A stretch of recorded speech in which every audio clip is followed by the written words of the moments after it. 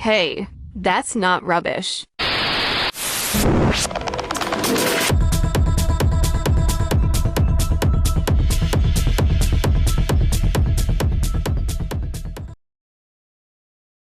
Hey guys, it's Lexi, a big circular and upcycled fashion groupie, and I'm here with Miss Laura, aka Citygirlbeachbum on Instagram. Hello. Hey. So we're gonna dive into Laura's early days, gain some insight on how and where to start upcycling, and some tricks and tips for anyone interested in starting. Maybe, I don't know. But before we explore City Girl Beach Bum's story, her nostalgic, playful brand, and gain some insight in the art of starting, here's some good news for today. So the Olympics are set to start in a year from now, July 2024 in Paris. Are you going, Laura? You got your tickets? Oh, I wish.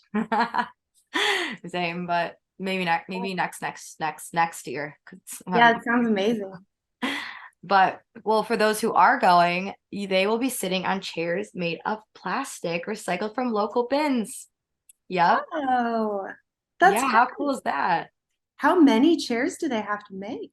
That's the real question, isn't it? Yeah, that's gonna be a lot of chairs. It's a That's lot great. of chairs, but that's a lot of plastic being recycled. So shout out Paris. Yay. I mean, it was actually due to a shortage of new materials. Yikes. But I mean, it is a step in a greater initiative that they have started to reduce the environmental footprint of Olympic Games altogether. So I'll take it.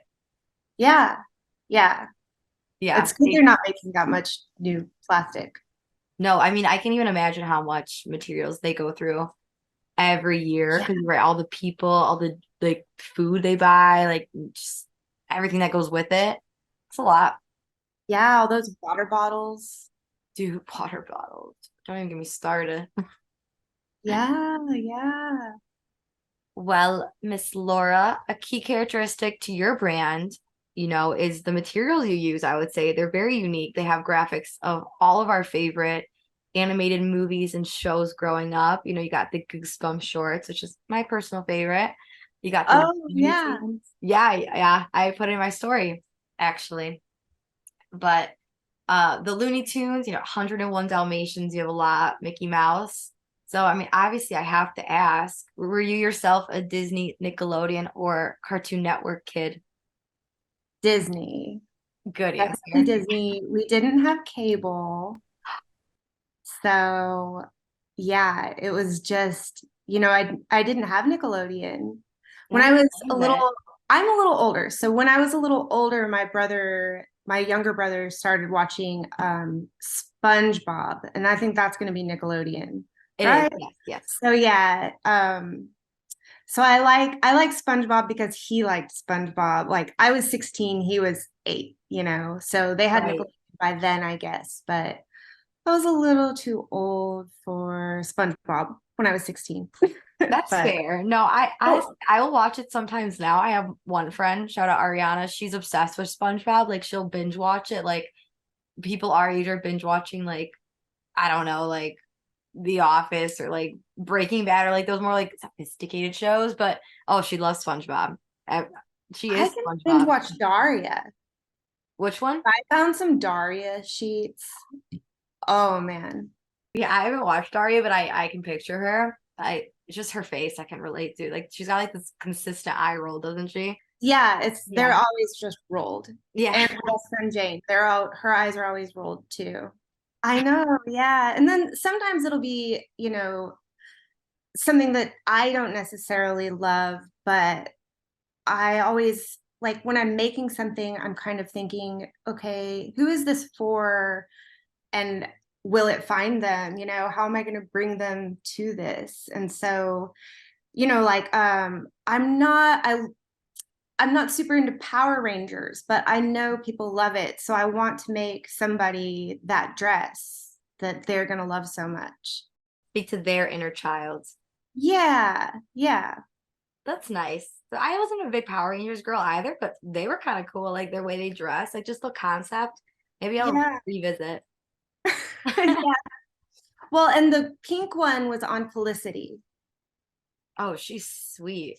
Yeah, she was the coolest one. Easily. Yeah. Also, my brother was also into Power Rangers, but I liked Felicity, and she could sing and play guitar, so I thought she was so rad. Oh, that's so cool. These are like, it's crazy when you watch it like older too. Like, there's so many things you miss. Like, to me, she's just the pink one, but like, she's more than that. She's got layers. She's layered. She's a whole person. She's She's not just the Felicity. pink Power Ranger.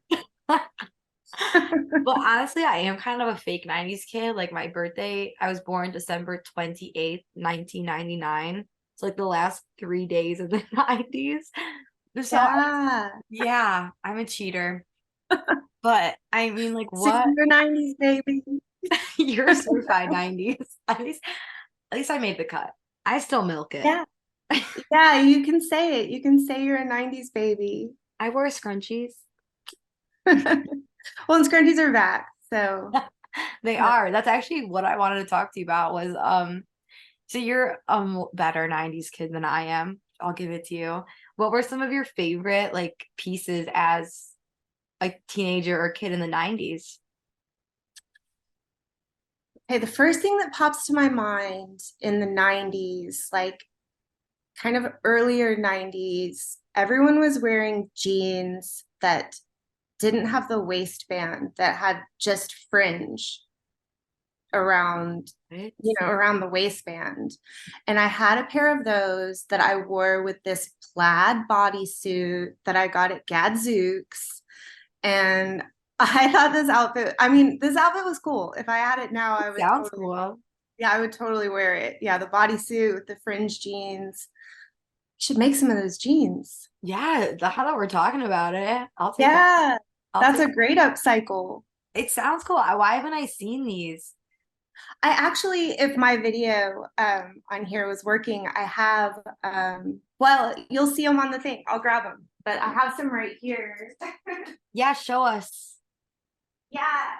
Not the things, but I'm holding them up so you can see them later on my phone.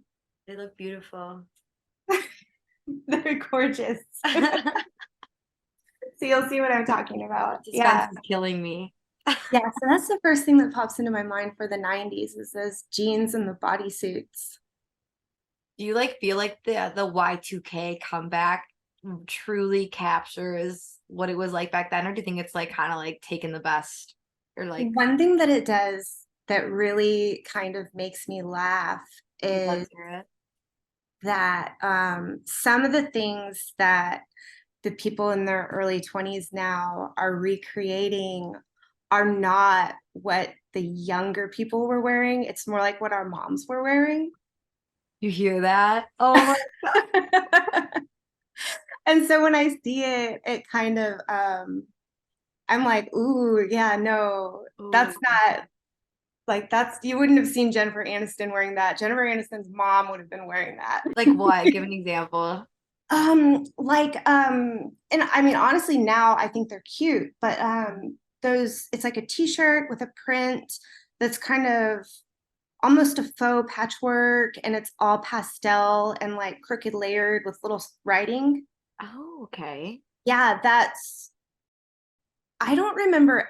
I know Ed Hardy's like super cool now, but the younger people we weren't into Ed Hardy. If I'm remembering correctly, maybe I'm wrong. Maybe it's just what's the word I'm looking for? Local. Like mainstream. Like it wasn't mainstream. Maybe some people were wearing it, but he wasn't as big as he is now.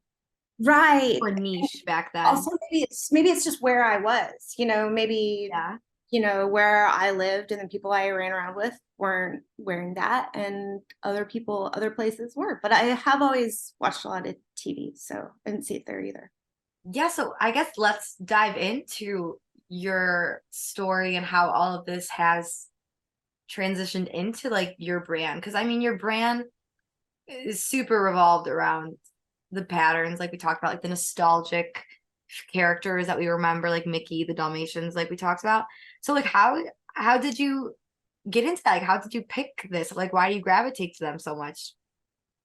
Well, I am just kind of a treasure hunter. So I'm going Ooh. out to the thrift stores and I'm looking for cool vintage sheets. And if I find something like that, or at the bins, or like a yard sale, like that's so exciting to me. Like my favorite one I've ever found is the cat. I had a Cabbage Patch Kids sheet from 1983 that I found at there's this local vintage store that does a backyard sale. And so they just pile everything up, but they pile everything on top of sheets. And so everyone else is digging through the clothes piles on the sheets, and I'm going around pulling the sheets out from under the piles.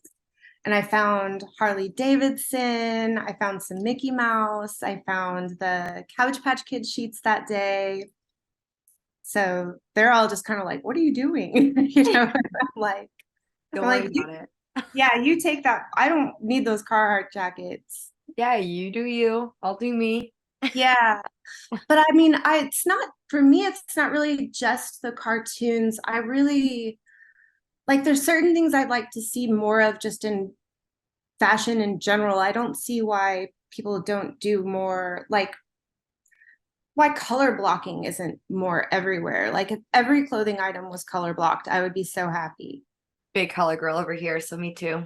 Yeah, I love color block. I love, uniquely like painted things that it's like, even if it's a mess, I just one of a kind. Fancy. Yeah. Yeah, give me everything one of a kind. Yeah. That your brand is definitely one of a kind. It's really cool to see how you've transformed our childhood into outfits that we can wear now. And even if you don't mean to, like that's fun. I know that when I go through shopping, there's a huge sheet selection. Like there are so many sheets and bedding. And I go there even though there's not much I can really do with them because I'm not the best sewer. Like I've said, it's so embarrassing every time I say that, but whatever. But if I could, I would go to the sheet section too, girl. So nice. Would you recommend that for a lot of people that are starting upcycling to work with? Definitely the sheets, and also just cut them up, sew them back together, really work on well, like you just said, the sewing, like not even like sewing it perfectly or neatly, but actually finishing it so that it's not going to fall apart. That's the goal. Yeah. Yeah, the main thing I think is like just really finishing all of your seams. Yeah, it's not just going to fray. Yeah. I mean, let's dig deeper into some like sewing 101 tricks. Like, what are other good materials to start with? What are some harder materials to work with? Definitely anything slick is going to be harder to work with. Anything stretch is going to be a little bit harder, but I honestly really like t-shirt fabric. I kind of like the weird crinkle and stretch that you get even when it's not intentional and there's just this like weird bunched part. To me, that Yeah. just makes it more unique. As long as I know it's going to stay. My biggest advice would be just to test everything, because I mean I really love mixing my fabrics and using different kinds of fabrics on everything. And if you can just test, like if you're going to use a jersey with a lace, have a little piece of it and play around with it for a little while on your sewing machine before you put your precious project into the sewing machine. Yeah. No, that's so 100% true. If you did not hear that, test your materials. There are so Yeah. many times where I have sewed before to clarify. There are so many times where I've gotten my idea down, I've gotten my everything cut and ready to go. Got my sewing machine ready to go, which is a process in itself. And it just kerplunks. The needle doesn't like Yeah. fabric, it just doesn't work. And maybe that's why I didn't have a good experience. So that'll save you. Yeah. Well, Yeah. and definitely for starting out, maybe just find one, like that's where the sheets come in, because most of them are just a cotton poly blend and there's no stretch. And you can just use that one kind of fabric and just get used to it and then start make. I mean, that's not what I did. I was just sewing whatever I had to sew. But I mean, Right. you have to change the settings and everything for each different type of fabric. So it can really make you crazy. 100%. But honestly, like when you think about it, like a sheet is just a giant piece of fabric. Oh, yeah, And if you're sewing things from scratch, you're going to a fabric store and buying a giant piece of fabric. So why exactly. not just go to the thrift store and buy that giant piece of fabric? Like, Yeah. And you'll find stuff that you didn't think of. yeah, like you said, you were finding all these fun patterns and it was a complete accident. Yeah, yeah. I just go in when I go to the thrift store, I try to just go with a completely open mind and just let things catch my eye and see what happens. I think that's a good tip for anyone that is looking to get into upcycling or is already making clothing, but not necessarily out of pre-selected materials or pre-used materials. Anytime, next time you make something or you don't know what to make, you can just go to the thrift store and get some inspiration. Let the materials choose you. Yeah, exactly. Exactly. Because you'll Yeah. find some magic, I think, on every thrift trip if you have a completely open mind. Just believe. Yeah, manifest. Manifest your. While we're talking about materials, where are some other places you get your materials? I have the I'm like stumbling over my words here, but eBay. I don't Oh, know why it didn't just really? pop out. I'm like blah blah blah. Blah, blah, eBay, blah, blah, eBay. eBay, yeah, because you know, I really love Garfield. So yeah, once I got to where I had a little more confidence in my sewing and my dressmaking, I was like, I'm gonna get on eBay and I'm gonna find some Garfield. And I found this really cool rainbow Garfield sheet, and I love it. And I used it and I sold that dress. And then I custom made the same one to the best of my ability for another customer. And now I still have some left. So I can like piece it onto other things, make some tote bags. That's fun. Yeah, But eBay. I bought some Frankenstein's monster from Audrey in Kansas. She's somewhat odd on Depop, but shout she out just Audrey from Kansas yeah, for Audrey listening. from Kansas. She's super rad and she finds all this funky stuff. And she posted this, she found it at her Goodwill bins. And I was like, are you going to use that or sell that or what? And I just got it a few days ago. It's exciting. You sound like me when my friends are like eating their food. Like, are you gonna finish that? Yeah, I'm like that with their food too. It's more like right when they get it. And I'm like, want to trade bites? Share. Yeah. Yeah. Well, Rinse and that's a dry, good please. tip though. Like if the whole treasure hunt thing turns you off and you just want to cut to the chit chat, but you'd still want to get ethical with it, go on fucking eBay, save the gas, Yeah. get it Yeah. delivered.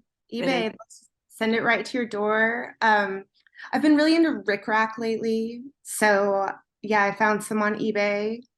I had some from a thrift store. I used it all. And then I was like, I want rickrack in every color. So I bought a big bundle of it on eBay. Bunch of ribbon. Ribbons are really in right now. That's a lot of fun.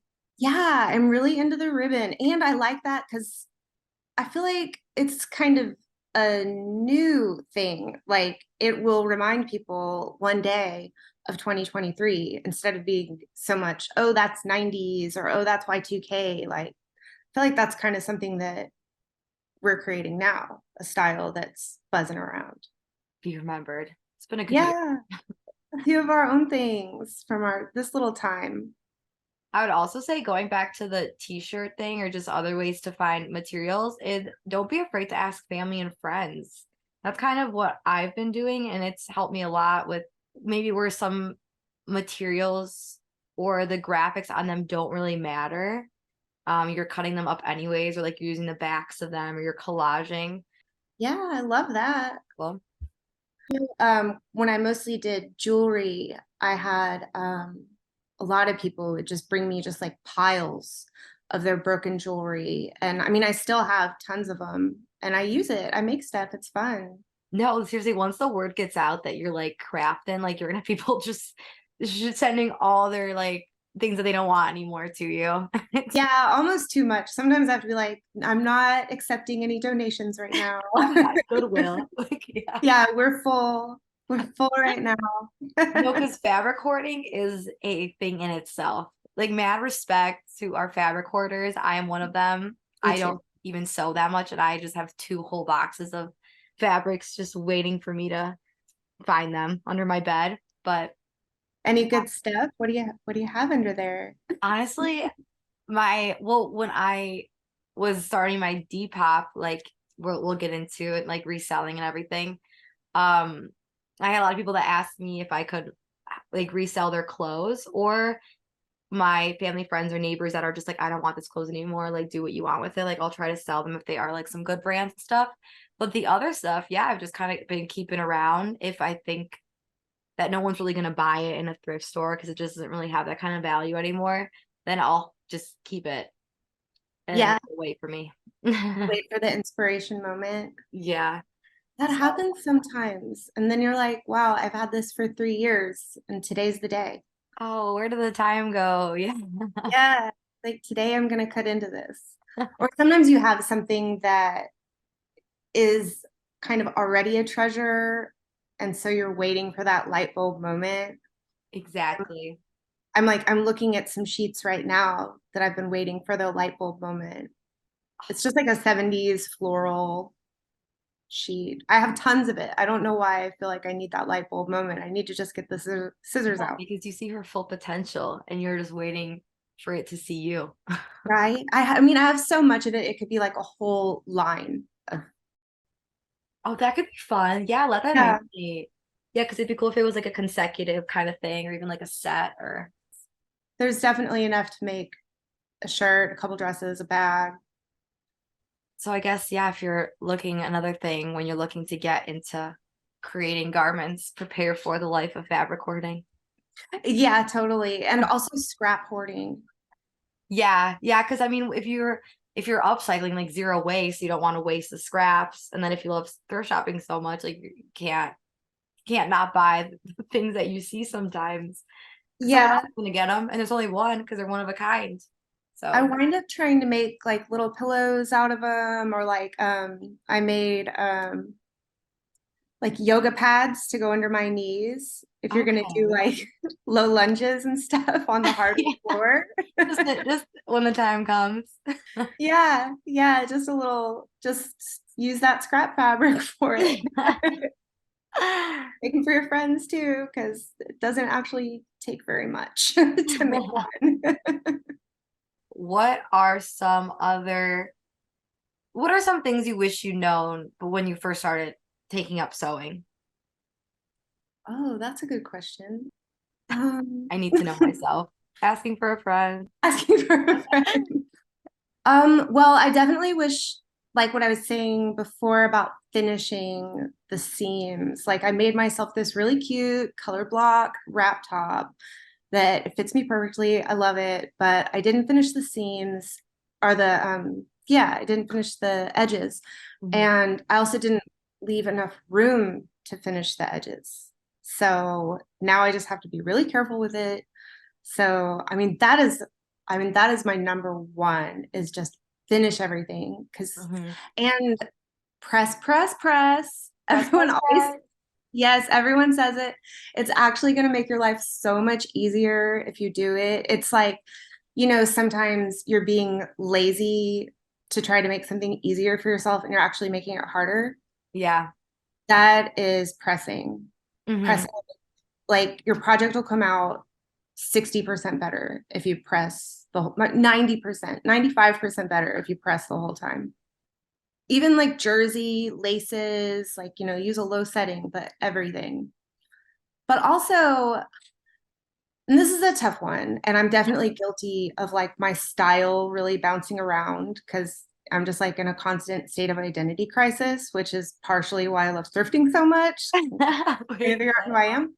But like it's really good to like if you're especially if you're gonna want to be a brand and sell your products, like pick a thing and do it Okay. instead of doing it and then figuring out what you want to do. Like, I feel like I'm just now figuring out what I want to do, but I wish that I had really sat down, thought about it. Yeah, It's you been do a a lot of dresses. Yeah, I think you definitely have a niche, and I think that's what makes your brand really special. So that's a really good takeaway is to narrow things down. Don't get overwhelmed by all the styles that are out there and just do what you're drawn to. yeah, you really gave that a good vocabulary. Thanks. Yeah, thanks. You did. That's what I meant. No, it's true. Like, I mean, like, we can't compete with the fast fashion brands anyway. They're just pumping out and keeping up with all the trends. People are gonna like your stuff no matter what. You'll find the right audience, and there really is no point in competing with everything that's going on. No, You're and doing styles do well. come back around. So, you know, Exactly. you don't have to change that much. You can just keep doing what you're doing, and what you're into is gonna, and it's the cycle is shortening too. So, like, it used to be 20 years, but now I think it's more like two, that it'll be back. 100%. We're gonna see skinny jeans tomorrow. Yeah, I mean, I haven't gotten rid of mine because I know they're gonna be back. Exactly. They're under my bed too, just waiting.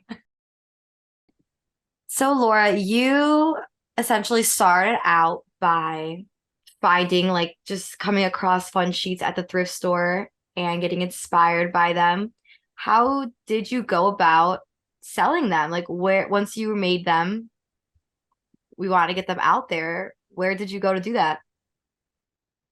Well, by the time I was making and selling my dresses, I already had a pretty good following on Depop. Oh, I great. kind of, yeah, I got into Depop kind of at the beginning, not the beginning, but when I started using it in Dallas, nobody knew what it was Hmm. yet. So, like, if you talk to anybody that started at the beginning with Depop, it was really easy to pick up followers. But I mean, I always thrifted a lot. So I was just thrifting, and, you don't want to I personally, especially with jeans, I don't want to try them on until I've taken them home and washed them. Hmm. So mostly I started out just selling the jeans that didn't fit me. I'd spend $20, $30 on jeans. Maybe hopefully one pair would fit me, and then I would just list the rest of them. And so I already had a pretty good following on Depop. Um, and so I just started kind of mixing in the upcycling. Before I was doing the dresses, I was already doing a lot of like painted items and, what is it, relief dyeing and that's like the nice way to say bleach. Really? So yeah, I was doing like tie-dye bleach stuff and just stuff like that. And then when the pandemic hit, my friend gave me her sewing machine because I needed to keep listing stuff, but the thrift stores were closed. So she's like, now you can make some things. And so I just kind of full force started doing that, which was also a great time for Depop because you couldn't shop in the stores. 100%. Yeah. Yeah. So the timing was really great for Oh, me. worked out perfectly. Yeah. I Well, think now if I was going to start from scratch now, I would probably be more market focused. okay. Because, yeah, I think people really love going to flea markets and looking at stuff and digging through stuff, and one of a kind is better than anything. Huh. It seems like real life is No, at I least, agree. And I think those are two really good places to start is like Depop and flea markets. I know you have to like buy a booth, I think, most of the time. But even Etsy, I don't know how you feel about Etsy, but it seems like if you don't know where to find upcycling, Etsy and flea markets and Depop are going to be the three places to go. yeah, Yeah. yeah. I have an Etsy page, and Etsy has done me well sometimes. It's not as consistent as Depop, but Yeah. cross listing is, I mean, it's copy and paste.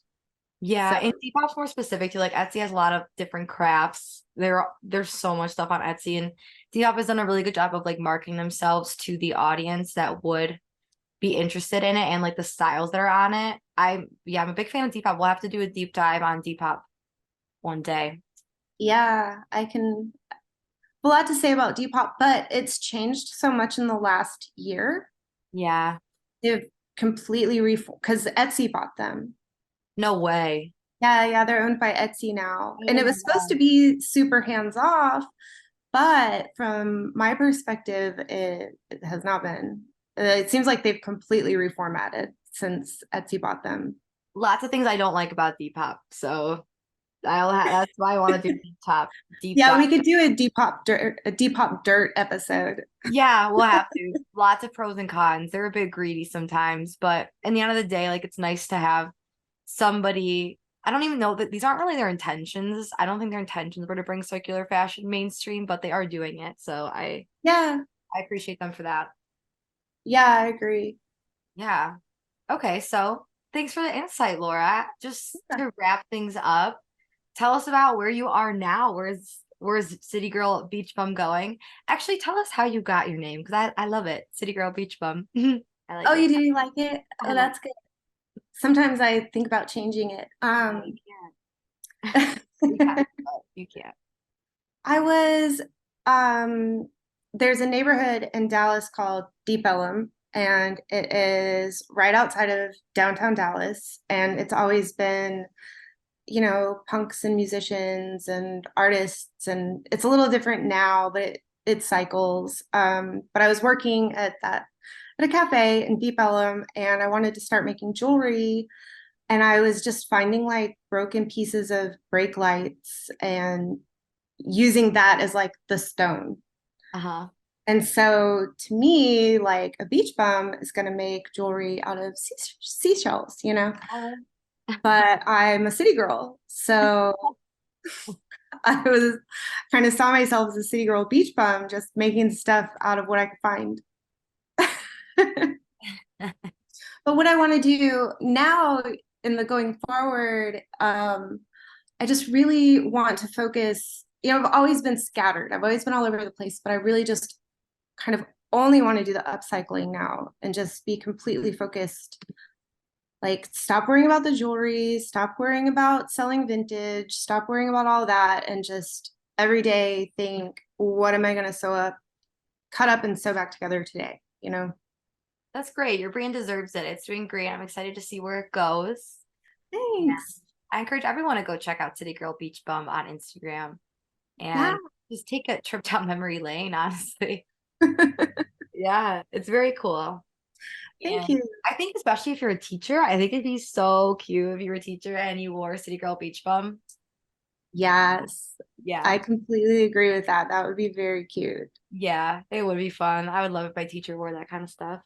Well, Well, thank you for having me. thanks so much, Laura. You're awesome. Yeah, I had a lot of fun talking to you. Time really flies. Sorry. But thanks for your time, and I look forward to seeing what comes next and what you decide to do with that stack of sheets that you've been staring at. Yeah, I can see them right now. So perfect. Cool. Well,